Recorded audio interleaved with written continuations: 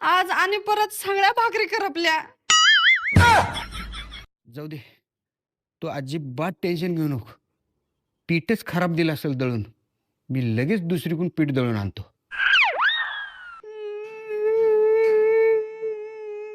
काय झालं ग सुनी? का बरं रडलेलीस? आणि भाकरी करपल्या का? होय, तुम्ही तवा नवीन आणलो, दळण दुसरीकडनं चांगलं दळून आणलो, शेगडी नवीन आणलो, तरी बी भाकरी करपल्यातच. तू अजिबात टेन्शन घेऊ नको, तू निवांत राहा. माझ्याकडे एक सोल्युशन आहे. आता ग बाई, हे काय हो? तुला म्हणलं होतं का नाही तू निवांत राहा म्हणून. तू आजपासून निवांतच राहायचं. आजपासून हिनं भाकरी करल, एकही न करपवता.